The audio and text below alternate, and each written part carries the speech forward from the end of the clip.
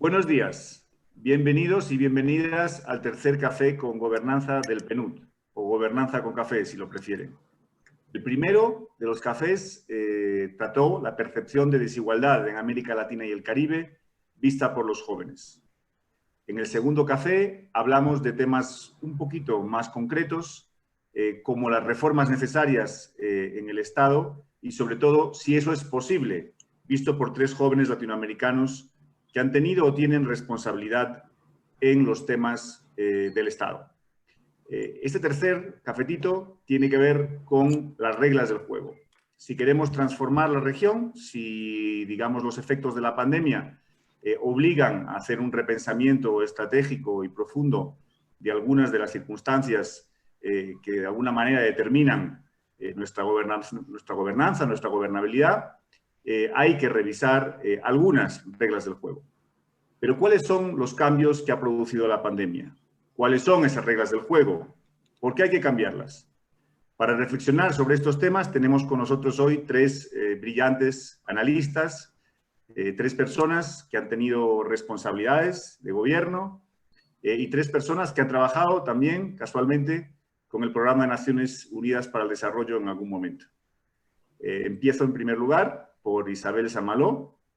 Isabel es hoy asesora de nuestro administrador, Akim Steiner, fue vicepresidenta y canciller de Panamá, y fue muchas otras cosas que ya nos contará ahora. Bienvenida, Isabel.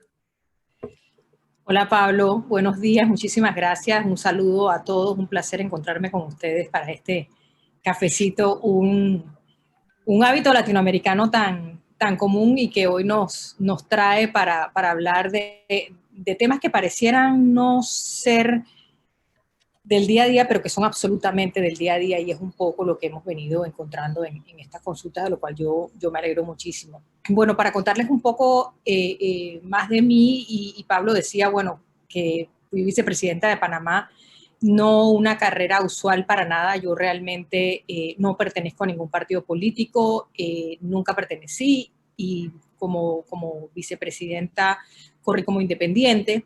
Y de hecho, mi trayectoria ha sido en el ámbito técnico, muchos años, 15 años con el PNUD, programa de Panamá.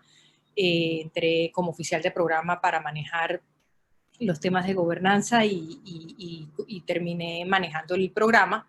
Y luego de ello, dejé la organización realmente para tener más tiempo para mis hijos, que estaban muy pequeños, y estuve como consultora unos 5 años. Ahí trabajé varios temas con Pablo en esos años que yo llamo mi momento más feliz, donde mis hijos estaban pequeños y yo trabajaba, pero manejaba mi agenda y hacía lo que quería y lo que no quería no. Y bueno, eso cambió un poco cuando llegó la política, la cual se me apareció, y me metí a ayudar a un candidato con su plan de gobierno, la parte técnica de la gestión, digamos, y me sorprendí con una invitación a ser parte de la nómina. Y luego de mucho pensarlo, acepté. Lo veo como una parte, capítulo de mi vida, muy complicado. Me alegro de haberlo hecho, porque cuando uno está activo en estos temas, difícilmente puede uno no dar ese paso cuando lo invitan. Pero bueno, creo que estoy hablando demasiado. Quizás solo concluyo, Pablo, diciendo que ¿por qué hablar de estos temas en este momento? Porque ya lo dijiste, y lo hablaron con los jóvenes en el cafecito anterior, los niveles de desigualdad que vive la región, los niveles de desesperanza que vive la región. Tenemos que hacer algo, y tenemos que hacer algo ya. Hace mucho tiempo que sabemos que tenemos que hacer algo, pero por alguna razón no logramos dar los pasos en firme.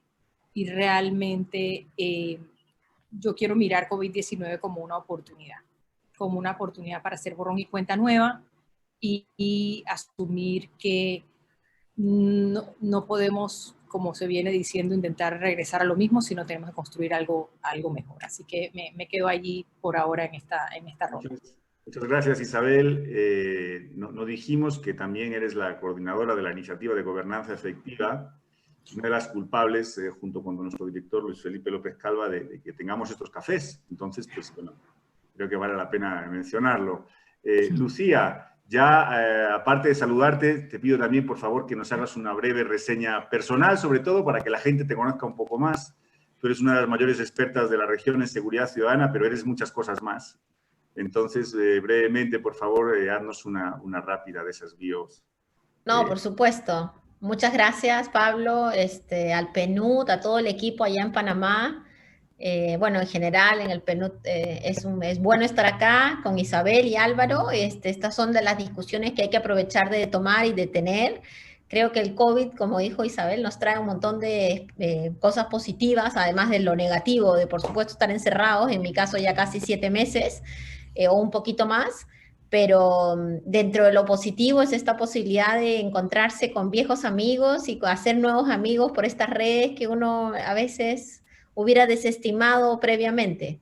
Sí, yo soy Lucía Dammert, nací en Perú, viví muchos años ahí, después viví en Argentina y ahora vivo 20 años en Chile.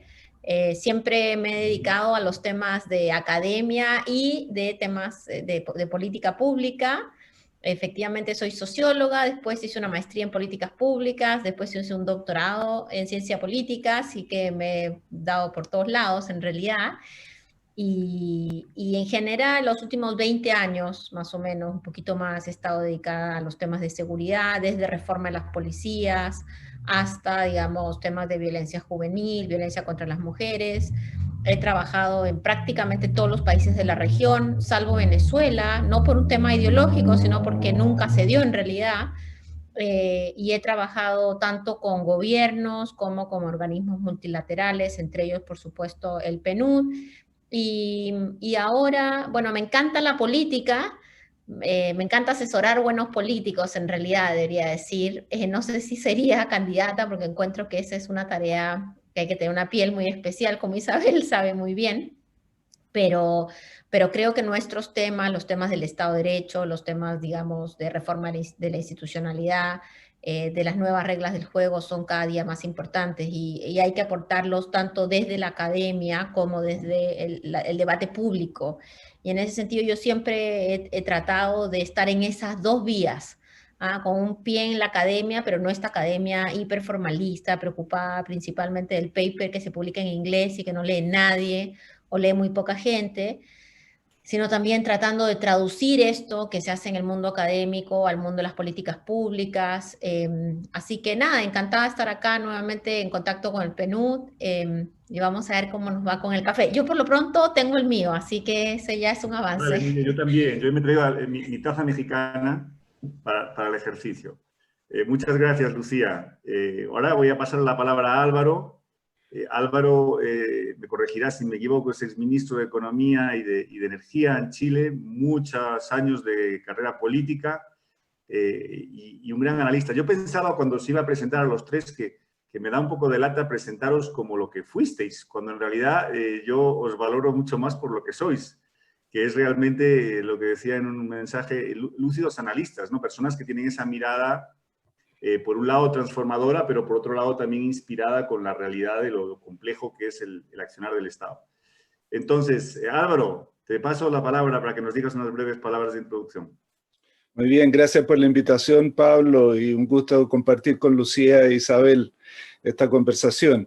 Bien, como decía Pablo, soy chileno. En los últimos 30 años he dividido exactamente en la mitad mi tiempo como funcionario público en ministerios más técnicos como el de Economía, Energía y Planificación y otros más políticos como el de la Secretaría de la Presidencia.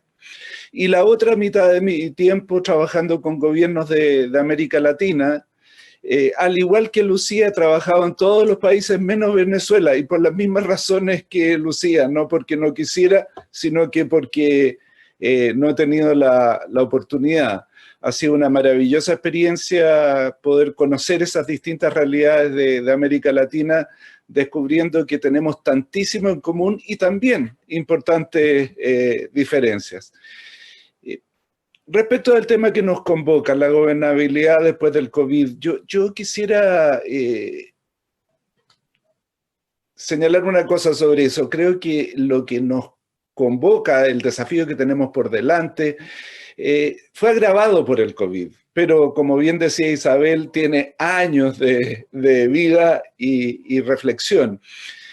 Creo que la crisis de gobernabilidad que está viviendo la región quedó muy de manifiesto el año pasado.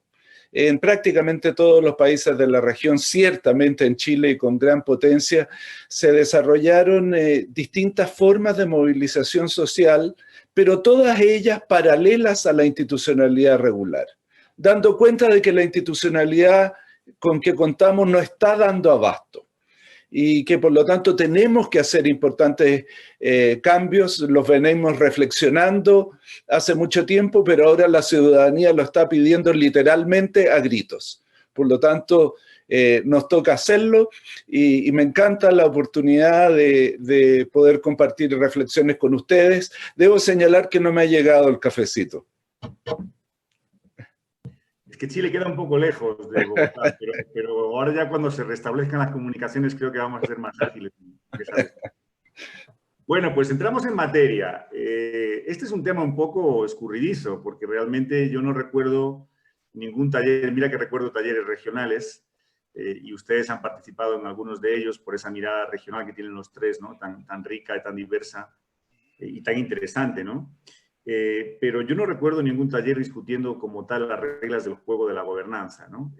Quizás se vea como de un poco arrogante o grandilocuente, pero en realidad es un debate que está presente en toda la región. Si nosotros miramos lo que ocurrió en Bolivia hace pocas semanas, lo que ocurrió en Chile hace nada, 10 días, un poquito más, lo que acaba de, incluso más allá de las fronteras latinoamericanas, lo que ha pasado esta semana en Estados Unidos, vemos que hay debates de profundidad, no son debates superficiales de la política, no es aquella cosa que yo escuchaba hace años de da igual quién gane porque es lo mismo, ¿no? O sea, estamos en otro punto de la reflexión. Entonces, en ese sentido, hay mucha gente en nuestras discusiones sobre gobernanza que hemos venido teniendo. Vemos, por ejemplo, que mucha gente argumenta que las cosas van a cambiar. ¿Cómo? No sabemos. ¿Pero por qué van a cambiar? ¿Porque lo decimos nosotros? No. Porque hay un agujero en las finanzas públicas que hace que efectivamente muchos países van a tener que afrontar reformas fiscales.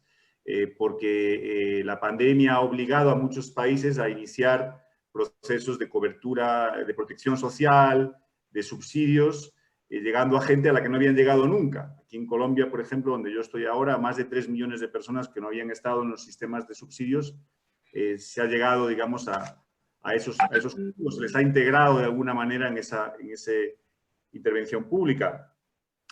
Lo decía Álvaro antes, en los temas de salud se ha evidenciado que no es suficiente con tener hospitales con distintas naturalezas, sino que es importante que haya un sistema que tenga la capacidad de asegurar la salud del conjunto de la población. Y la salud de cada uno de los ciudadanos es de alguna manera tributaria de la salud de algunos.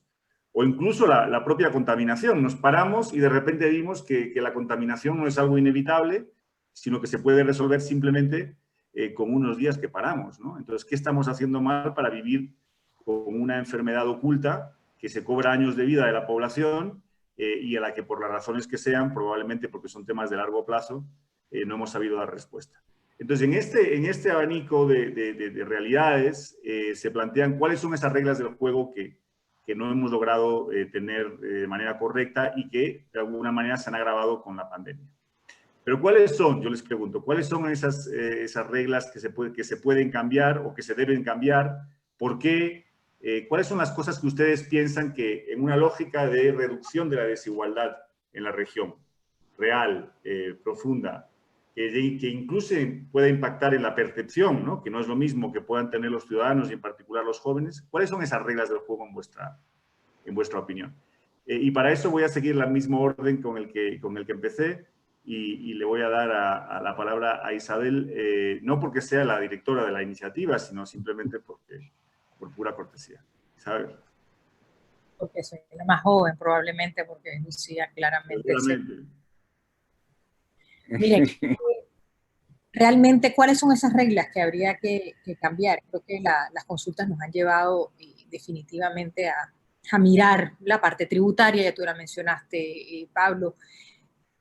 Yo creo que esto hay que tratar de ponerlo en un idioma de fácil comprensión para todo el mundo. Y lo digo porque es que tú ya lo mencionaste, cuando decimos gobernanza, puede sonar como como muy aéreo y la gente dice, bueno, pero es que eso a mí cómo me toca. Entonces, si logramos transmitir lo que es, el ciudadano de a pie se puede dar cuenta de manera muy fácil que la gobernanza le toca, le impacta su vida todos los días. Y eso significa tener o no tener instituciones sólidas. El ciudadano quiere salud, quiere educación, quiere seguridad social, quiere que sus hijos puedan salir a jugar a la calle y estén seguros. ¿Y todo eso cómo se construye? Todo eso se construye a partir de instituciones sólidas que funcionen, que en la región realmente no estamos teniendo. ¿Y por qué no las estamos teniendo?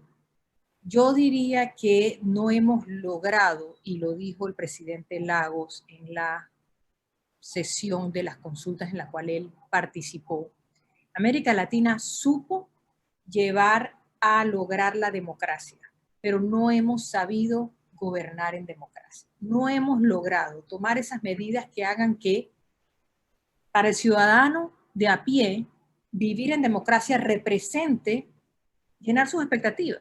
Y es que cuando miramos las expectativas de América Latina, no son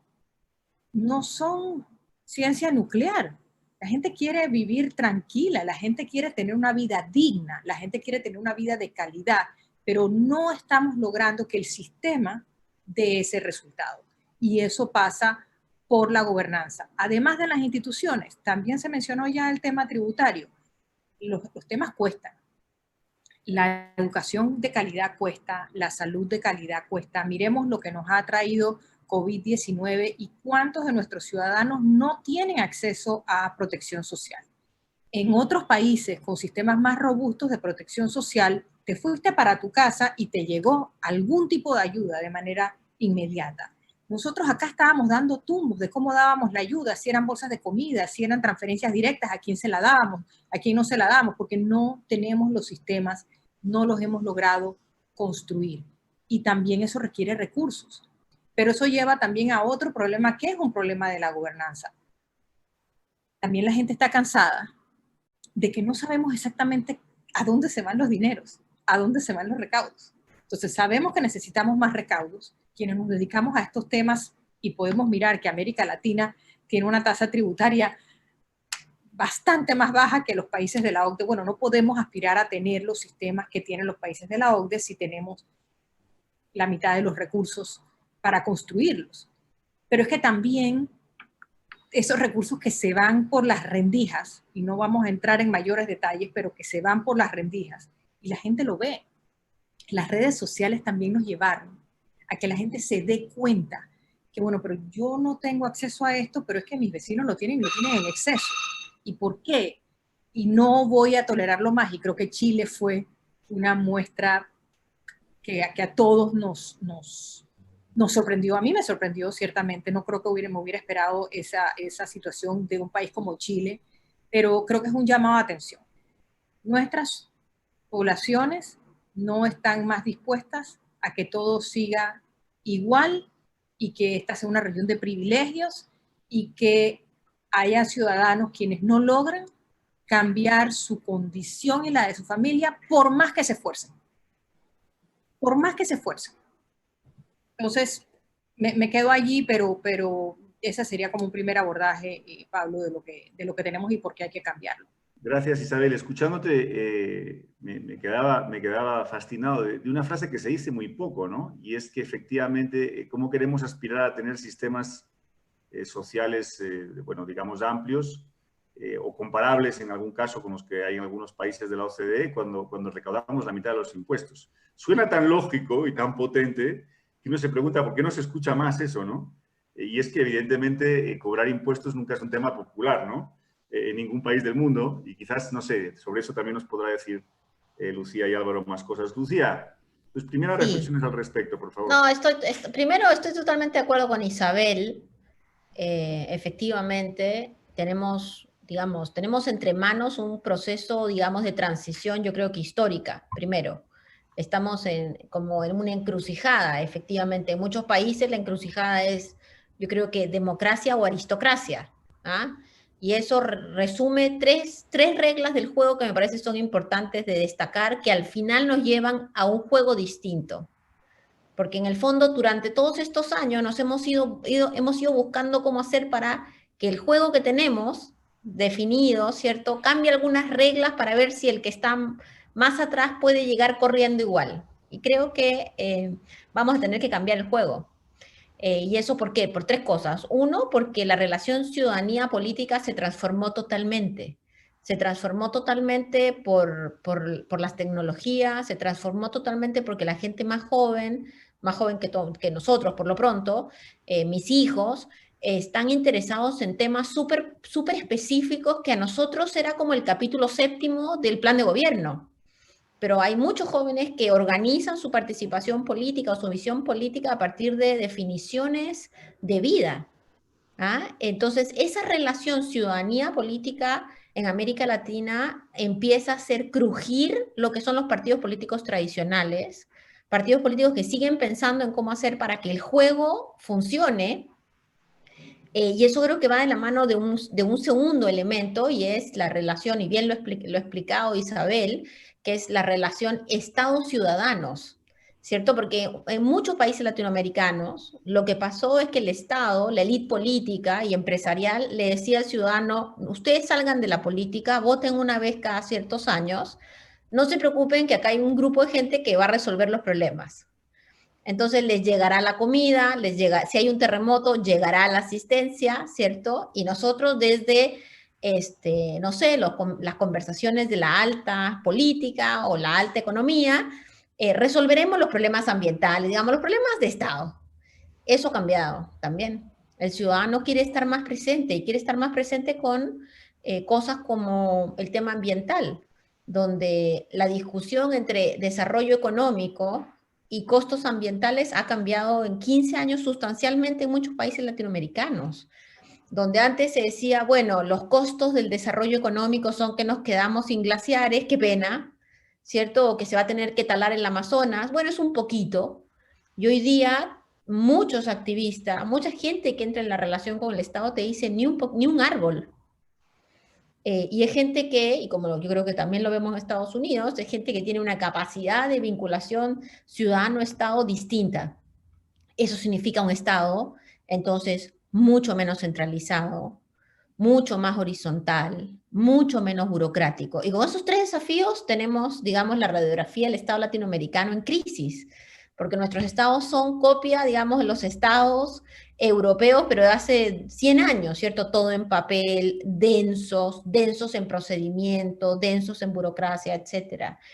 Y el tercer elemento de esta reconfiguración me parece que es la relación élite-ciudadano, élite política, élite académica, élite económica, ¿cierto? Donde al final estas tres cosas reconfiguraban este juego, donde uno dice, mira, por ejemplo, en el caso chileno era muy evidente. ¿Quiénes podían ser ministros de Hacienda? Bueno, los que tenían doctorado en Estados Unidos, ¿cierto? Los que habían venido de un par de universidades, los que hablaban entre ellos, la mitad en inglés, la mitad en español, y tenían súper acuerdos sobre prácticamente todos los temas. Digamos, el modelo clásico aprobado. Bueno, ¿será que eso tiene que cambiar? ¿Será que tal vez, ahora llegó, digamos, en este gobierno de derecha, muy interesantemente, llegó un ministro que fue formado en Europa, y se nota la diferencia cuando habla? Entonces, creo que esa relación élite-ciudadanía también, digamos, entra en un estado de crisis, porque finalmente en este mundo donde la gente más joven, y ustedes lo vieron en el café anterior, es mucho más horizontal, ya no, tus títulos valen menos, tus redes familiares, político-partidarias valen menos cuando uno habla con jóvenes que te dicen, eso a mí no me llena, no me convoca. Entonces, en ese sentido, creo que, y por eso es que creo que necesitamos hablar como de un nuevo juego, donde hay otros actores nuevos que tienen voces tan legítimas como las voces de los antiguos, porque no estoy digamos, por jubilar a todo el mundo, que creo que es una mala idea. A eso donde las ideas de que ya lo vivimos en Argentina, ¿cierto? Que se vayan todos y al final todos quedan, pero más deslegitimados. Es una mala práctica, pero necesitamos entonces mejorar la forma como el Estado se ve a sí mismo y la relación entre la política y la ciudadanía. Eso es lo único que nos va a llevar entonces a redefinir algunos de nuestros elementos centrales, y creo que en América Latina, a pesar una de las cosas más dramáticas es que a pesar del boom de los commodities y el hecho que nuestros países crecieron muchísimo en los últimos 10 años, todavía mucha gente está bordeando la línea de pobreza, y con el COVID nos dimos cuenta que ya no eran clase media porque el Estado los había ayudado a tener mejor educación o porque ellos solos habían salido adelante, sino eran clase media porque tenían 4 tarjetas de crédito, todas en una ronda permanente de endeudamiento, que lo único que hace es que a la hora que no puedes pagar vuelves a ser pobre. Entonces, esa frustración tenemos que canalizarla con mucha urgencia. Yo creo que uno de los grandes desafíos que tenemos es dar esta discusión rápidamente y empezar a diseñar el nuevo juego pronto, porque la frustración, como todos sabemos, puede tener canales de solución no necesariamente positivos, ¿no? Eso por ahora. Muchas gracias, Lucía. Decías varias cosas, bueno, has dicho muchas cosas, ¿no? Pero mencionaste a los jóvenes, ¿no? Yo creo que es importante recordar, los 2 primeros cafés que tuvimos fueron con jóvenes, y es muy interesante ver cómo ellos piensan, ¿no? A mí por lo menos me parece que están pensando en la región de manera muy diferente a como piensa, por ejemplo, mi generación o generaciones muy diferentes, y con unas perspectivas muy distintas que tienen puntos muy atractivos y otros un poquito menos, ¿no? Pero una de las cosas, por ejemplo, que ellos enfatizan mucho es el tema de oportunidades, ¿no? Tener oportunidades como joven para progresar en la sociedad y que eso no dependa solamente de tu origen familiar, digamos, o geográfico. Pero otra cosa que mencionaste, donde también me estoy acordando ahora que salió bastante en las discusiones de los jóvenes, es eso de los trade-offs, ¿no? Bueno, si tenemos que explotar determinados recursos, ¿no? Y sobre eso ahora Álvaro nos podrá decir también algunas cosas porque ha trabajado en esos temas.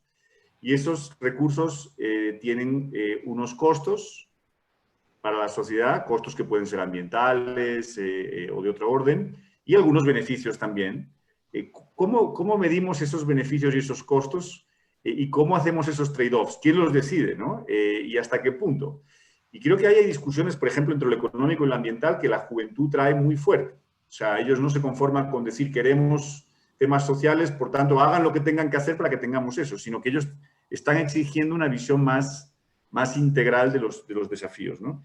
Y ahí le paso la palabra en el día en que una compañía anunciaba una vacuna para el COVID a Álvaro. A lo mejor tenemos que apresurarnos con la discusión, porque si no se nos va a pasar el arroz, como decimos en mi país. Álvaro, ¿cómo ves tú estas cosas desde tu experiencia? No creo que tengamos el riesgo de que se nos pase la conversación. La deuda pendiente es demasiado grande. Primero señalar que estoy completamente de acuerdo con lo señalado por Isabel y Lucía, así que construyo sobre eso. Yo creo que los desafíos de gobernanza tienen que ver con el qué hace el Estado y con el cómo lo hace el Estado. Respecto del qué hace el Estado, yo creo que la ciudadanía lo ha señalado con toda claridad, y no solo en América Latina, en el mundo.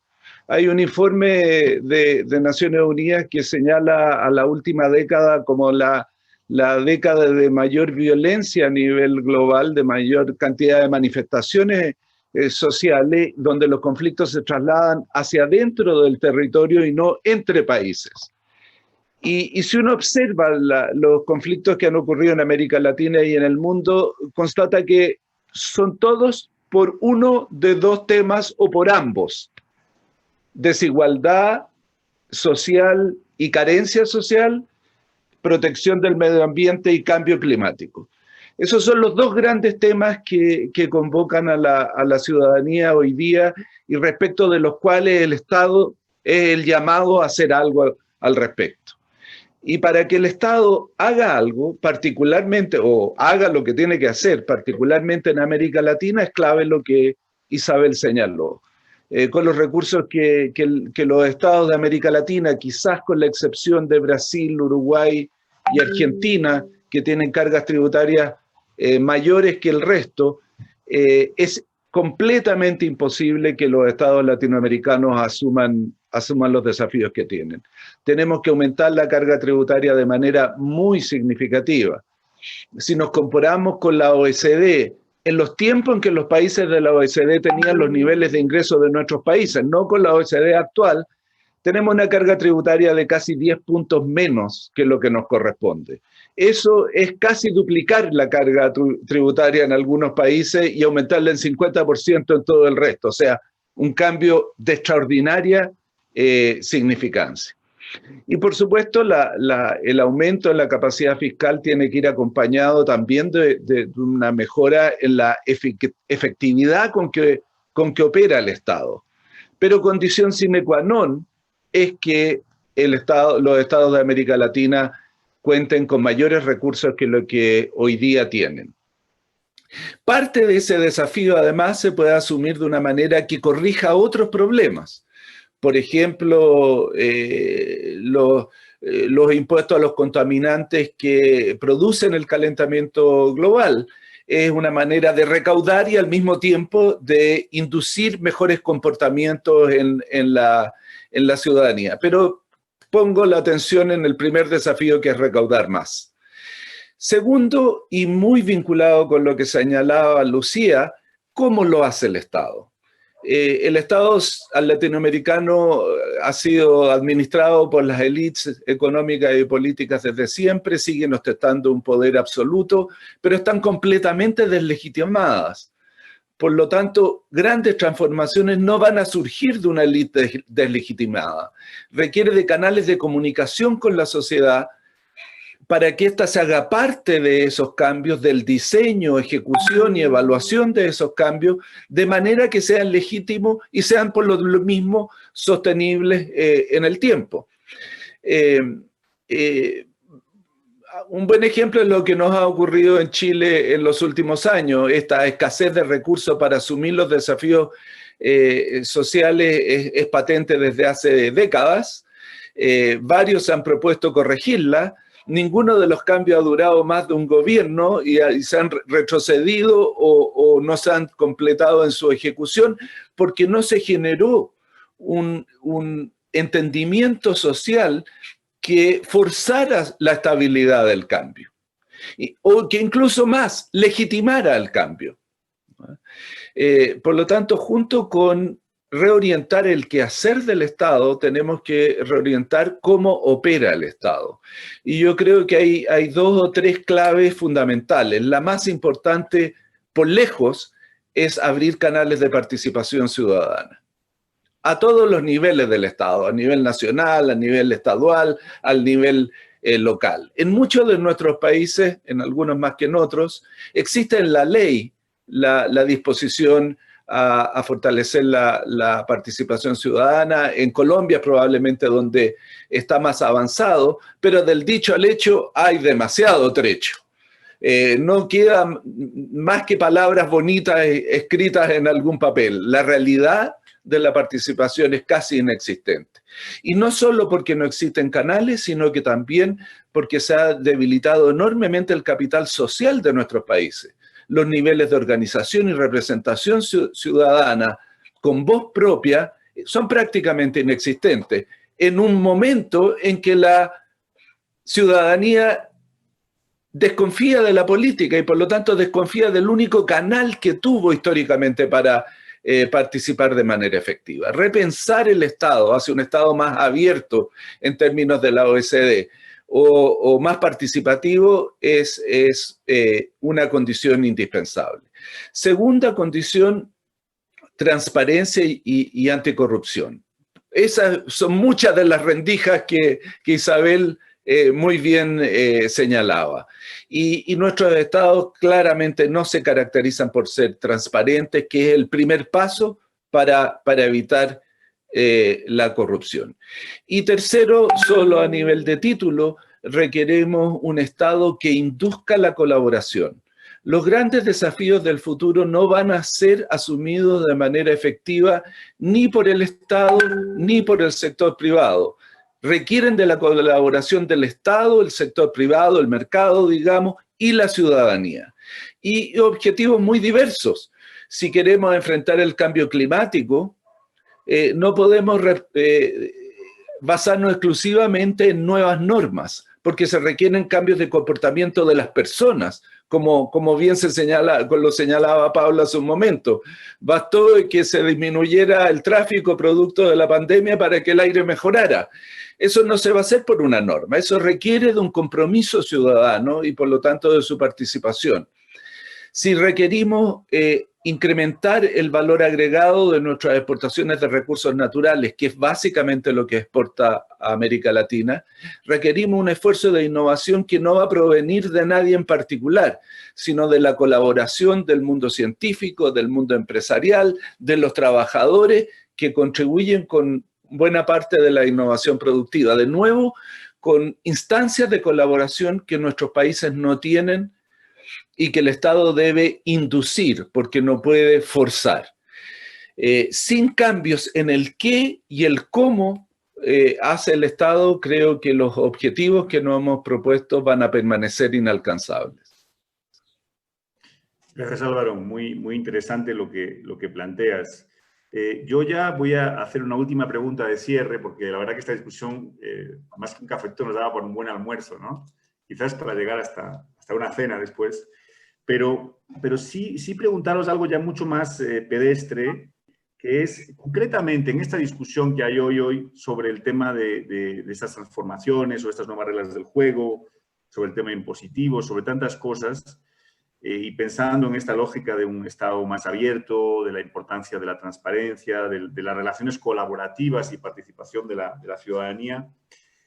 ¿Qué rol veis vosotros de las instituciones regionales o multilaterales, ¿no? Se puede estar abriendo quizás una ventana para un mayor espacio de conversación, digamos, más allá de las fronteras de cada país, pero también en nuestras discusiones varios actores han mencionado que, pues, por ejemplo, en el caso de América Latina, cuyos problemas que discutimos, por cierto, se parecen mucho a los de otros países más desarrollados, pero que hay una particularidad y es que el tema de la integración regional, por ejemplo, pues no está quizás tan atravesando sus mejores momentos. Entonces, ¿cómo veis las instituciones regionales o subregionales o multilaterales, como es el caso de la ONU y en el caso nuestro ya es más específicamente del PNUD, pueden contribuir a esta discusión, pueden contribuir a la reflexión, pueden ayudar a tender puentes en lo que se viene, ¿no? Es una pregunta un poquito ya más aterrizada sobre lo que nosotros hacemos, pero que creo que es interesante para nuestras propias reflexiones, ¿no? Sobre cómo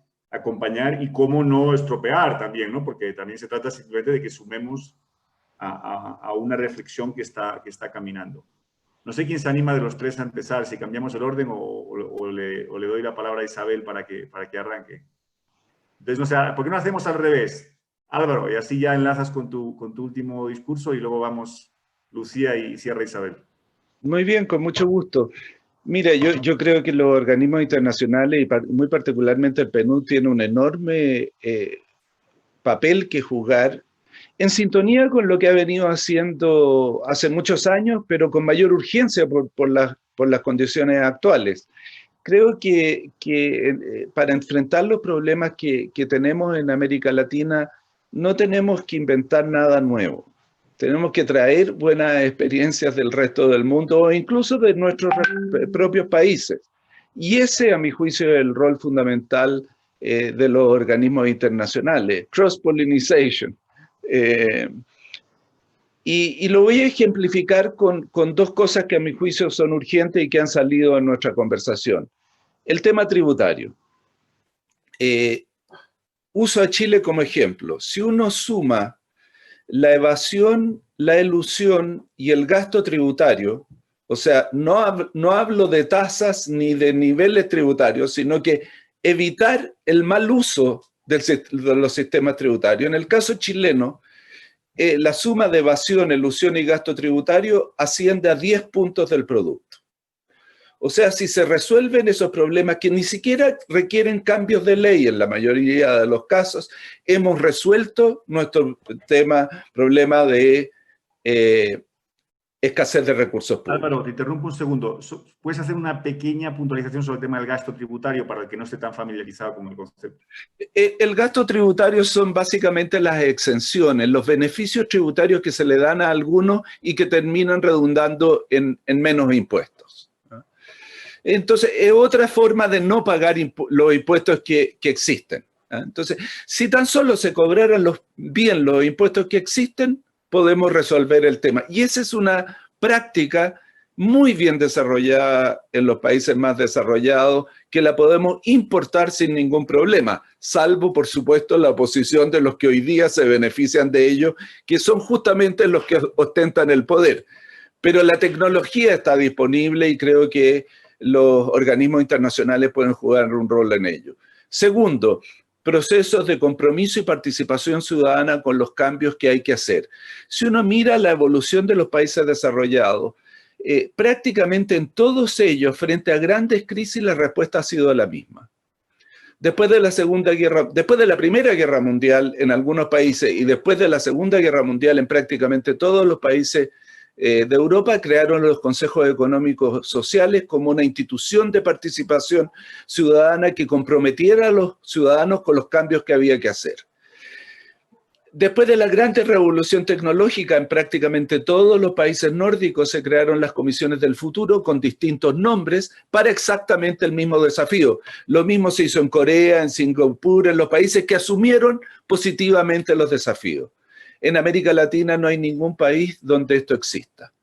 Y sin ello no van a ocurrir legítimamente y por lo tanto sosteniblemente los cambios que requerimos. Traer esa experiencia a América Latina y generar esas instituciones es algo que el PNUD me consta porque he colaborado con eso, ha estado tratando de hacer hace mucho tiempo, pero que a mi juicio hoy día los tiempos no solo lo exigen, sino que las élites están más maduras para permitir que los cambios ocurran. Muchas gracias, Lucía. Sí, estoy de acuerdo con lo que ha dicho Álvaro, así que no voy a, digamos, a repetirlo. Creo que también es momento que las organizaciones multilaterales hagan una autocrítica. Creo que cuando Trump destruyó la imagen de Naciones Unidas, lo hizo porque había un terreno que se había plantado por mucho tiempo fértil de la percepción de la burocracia, de la percepción de la negociación política como algo que, como decía Trump, era galletitas, canapé y café. Y necesitamos un equipo multilateral mucho más musculoso, mucho más fuerte y con capacidad de acción. Yo sé que en algunos países es más posible que en otros, pero me parece que uno de los grandes desafíos de la cooperación internacional, sobre todo en los países donde más se requiere en América Latina, Centroamérica, el Caribe, algunos países andinos, pero probablemente con el post-COVID toda la región, es también saltar esta situación donde muchas veces uno termina como enmarañado en las posibilidades del decir sin decir, ¿cierto? Del avanzar en la medida de lo posible, del comentar, pero sin herir, digamos, las percepciones de la élite propia de los países. Y ese es un desafío muy grande, porque en definitiva el tiempo de los eufemismos está terminando. Y uno puede quedar amarrado como parte del problema. Y creo que acá me parece muy interesante lo que están haciendo en PNUD, porque están reflexionando, digamos, desde una circunstancia bien crítica, donde probablemente va a haber mucho menos dinero para el desarrollo, mucho menos dinero para lo multilateral. Sin embargo, a Dios gracias, ganó Biden y eso nos da un aire, una posibilidad de que lo multilateral vuelva a tener un rol. Sin embargo, por ejemplo, discutamos de la OEA. Digo, el rol de la OEA últimamente, por no decir algo, es como diluido, ¿cierto?, en la región. Entonces, ciertamente creo que uno de los grandes aportes que podría hacer el PNUD específicamente es instalar en la región esta necesidad de abrir el espacio para otras voces, otros diálogos, participar permanentemente en diálogos con participación de indígenas, con participación, digamos, de estas minorías que nunca están representadas y que por más que uno quisiera, uno no las representa. Yo puedo ser especialista, digamos, en temas indígenas, pero la verdad es que llegó el momento que sean los indígenas que hablen por sí mismos. Y ese es un desafío muy grande en América Latina y creo que es un desafío muy importante para nosotros como región y las organizaciones internacionales también. Creo que en los temas que yo trabajo, que son los temas de seguridad, reforma policial, violencias, etcétera, el PNUD ha jugado y seguirá jugando, sobre todo en Centroamérica y el Caribe, un rol muy fundamental. Eso no va a mejorar, creo que va a empeorar. Y hay un espacio importante para instalar buenas prácticas, para pensar el futuro de una forma distinta. Lo vienen haciendo hace muchos años y ahora lo que hay que buscar es incidencia en estos otros nuevos sectores y nuevos actores. Entonces, como decíamos al inicio, esta es una temporada muy difícil, pero puede tener oportunidades. Y por más que haya llegado, digamos, el acuerdo de que hay un 90% de vacuna, de ahí a que llegue a nuestros paisitos, vamos a tener largos meses de espera. Entonces vale la pena empezar a repensar cómo vamos a apoyar en este cambio en las reglas del juego y probablemente en el juego también. Gracias, Lucía. Ahora que dices lo de la vacuna, efectivamente hoy se ha anunciado, ¿no? Que una de las compañías que tiene la vacuna, bueno, habrá que ver todo eso en mayor detalle, pero y con la misma vehemencia que muchos decían que no hay nada y no la va a haber un año, ahora todo el mundo se congratula de que existe y quizás en esas cosas tenemos todos que ser un poco más cautelosos porque, digamos, las cosas de Palacio a veces van despacio. Yo le quiero dejar a Isabel que haga la intervención de cierre con el don de la oportunidad que ella tiene siempre. Y en este caso, pues para nuestra reflexión también esa palabra de oportunidad, que creo que es muy importante porque, lo hemos dicho muchas veces, en las situaciones de crisis hay que poder ver oportunidades porque realmente se presentan, porque se mueve todo el escenario y se abren un montón de oportunidades para transformar. Y esas oportunidades se pueden aprovechar o no, ¿no? Y ahí le dejo a Isabel que nos resuma eso y que lo sintetice con la complejidad de todas las discusiones que hemos tenido en muy pocas palabras, que lo sabe hacer muy bien. Isabel. Trataré, Pablo, pero hemos hablado de tantas cosas y realmente Álvaro y Lucía han puesto de una manera espectacular temas que son sumamente complejos y que necesitamos abordar. Quizás para responder a tu pregunta del rol de los organismos que ya se refirieron y comparto lo que Lucía y Álvaro han dicho, quiero hablar un poquito de mi experiencia y fue el rol que jugó el PNUD Panamá en la construcción de acuerdos de largo plazo, en un momento muy duro de nuestra historia. Nosotros recuperamos la democracia y uno de los primeros grandes retos que teníamos era los acuerdos para recuperar el Canal de Panamá. Y no teníamos una institucionalidad creada para asumir esa gran responsabilidad. Y era un tema que dividía mucho a la vez que convocaba. No me voy a extender, pero sí quiero decirles que en el caso de mi país, a lo largo de 10 años, y tuve el honor de participar de todos ellos, el PNUD jugó un rol muy importante que aportó al país, que fue un rol de convocante, de esfuerzo de diálogo con la participación de los partidos políticos, de la sociedad civil, del sector empresarial, del sector laboral, convocante, fijador de la agenda y fijador de la metodología. Y creo que eso permitió, en un momento de mucha confrontación, esos canales de participación que bien decía Álvaro, hoy no los tenemos, en la región no los tenemos. Y creo que ciertamente los organismos multilaterales pueden jugar un papel en crearlos a sabiendas y de acuerdo también con lo que ha dicho Lucía. Ha habido un costo reputacional para los organismos, creo que la institución lo reconoce, creo que los esfuerzos del secretario general de reforma van en esa dirección, los esfuerzos de Akim Steiner con relación al PNUD van en esa dirección. Evidentemente, no fue de la noche a la mañana que se tuvo el costo reputacional, por lo cual tampoco va a ser de la noche a la mañana que se reformen estas estructuras que también tienen su propia inercia. Pero yo sí siento que estamos en el camino correcto. Solo quiero agregar en ese tema de ese terreno fértil que Lucía mencionaba, de descrédito a los organismos. Hay una realidad que es el rol que los organismos han jugado en materia de derechos humanos, que en nuestros países históricamente más conservadores, católicos, se ha prestado para tergiversar las agendas. El tema de los derechos de las poblaciones LGTB, el tema de los derechos sexuales y reproductivos. es visto por muchos como aquella agenda oculta de Naciones Unidas para impulsar temas con los cuales muchos de nuestros ciudadanos no se sienten cómodos. Entonces allí la organización ha pagado un poco ese precio que contribuyó a ese terreno fértil de descrédito y tenemos que reconocerlo. Yo no creo que eso implica que tenemos que salir de esas agendas, son agendas de derecho que tenemos que seguir empujando. Y bueno, si ese es el costo, ese es el costo, pero reconocer ese costo como parte de la credibilidad y la confianza. Dicho eso, seguimos teniendo una confianza que hoy los gobiernos no tienen. Esa es una realidad. Entonces, para impulsar reformas, es tan fácil decir, si gana la mayoría, ganamos todos.